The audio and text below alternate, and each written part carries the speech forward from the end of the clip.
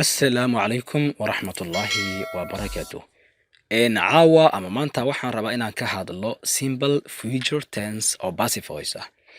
Intaan casharka aan sii guda gelin aan ku xusuusiyo haddii aad channelka aad ku cusub tahay in subscribe saar video like garay asxaabta la wadaag insha Allah.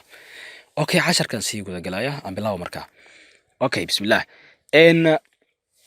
Simple future tense passive voice. Active-ka markaan joognay waxaan ka soo hadalnay in simple future tense waxaan soo sheegay in will iyo shall in loo isticmaalo future tense, simple future tense. Okay, ma rabi inaan faahfaahin dheeraada aan ka sii bixiyo hadda waayo waan ka soo hadlay. Haddii aad danayso 12 tenses oo dhammaystiran waxay ku jiraan channelkayga in qaybta liiska casharada ka fiiri insha Allah kadib ka degso si fiican u fahan. Okay, ay maada harka markaa aan soo noqdo active. waxaan dhahay active-ka waxaa horeeyo qaacidadiisa waa subject plus will or shall plus first form of the verb plus object. Subject iyo horeeyo plus will or shall plus verbkii plus objectii u dambeeyo. Passive-ka asaga waa kasoo horjeeda waa opposite-kiisa. waxaa horeeyo objectihii waxaa ku xigo plus will or shall plus be. waxaa lagu darayaa be plus past participle of the verb form of the verb plus by plus subject of the active sentence subjectihi. Okay, waxaa aad uga fahmi doontaa in tusaalooyinka soo socda ayaa aad ugu fahmi doontaa hadduu ilaa yiraahdo ila soco markaa. Statement. Okay, active. I will write a letter. jumladan hadda waa active. I will write a letter. waxaan qori doonaa warqad. I waa subject. Will waa formulihii ee lagu garanayay inuu yahay tensigan simple future tense. Plus write oo ah verbkii. A waa article, an article. Letter waa objectihii. waa objectihii. Okay, waxaan dhahay marka I will write a letter. I waa subjectihii markaan joogno active. Will waan soo sheegay waa waxaa loo isticmaalaan dhahay simple future tense. waxaa lagu garanayaa inuu yahay tensigan simple future tense. Write oo ah verbkii. A waa article, letter waa objectihii. Okay, I will write a letter. waxaan qori doonaa warqad. Passive u imaano marka. A letter mujida halkan a letter maxay ka ahayd an object. laakiin passive markaan joogno objectihii xagee la keenayaa booskii subjectihii la keenayaa. subject ma noqon waa isla objectihii laakiin waxaa la keenay booskii subjectihii la keenay ee active-ka markaan joognay. Okay, waxaan dhahay marka a letter will be written by me. A letter waa objectihii la soo horreysiiyey waxaa la keenay booskii subjectihii ee markaan joognay active-ka. Will waa naqaanaa waa waxaa lagu garanayaa inuu yahay tensigan simple future tense. Okay, B waa kana waa ahaansho. Plus B waa formulihii plus B. Written waa past participle waa verbkii oo laga dhigay fiiri halkan waxay ahayd I will write a letter. Write maxay ahayd verb ahayd. Verbkii halkan waxaa laga dhigay marka wuxuu noqday past participle. Written waa past participle.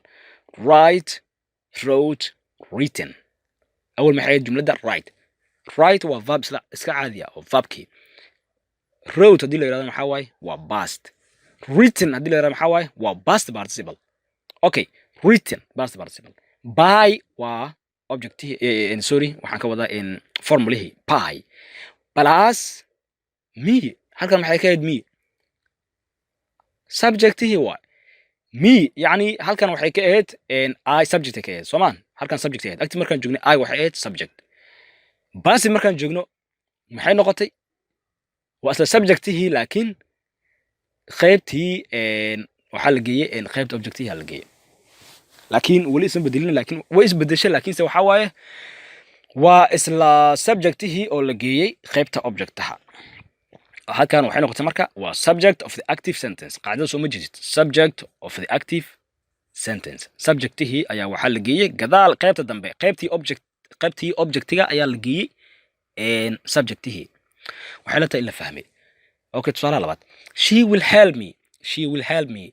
Ayada way caawin doontaa. She will help me. She waa subjectihii. Okay, will waa calaamada lagu garanaa inuu yahay tensigan in future tense. Help waa verbkii. Me waa objectihii. Okay. Waxay noqonaysaa marka passive markii loo bedelayo. I waxaa la soo horreysiina objectihii. Halkan object ee Soomaa objectihii waa la soo hormarsiiyay marka waxaa la keenay qaybtii subjecta la keenay.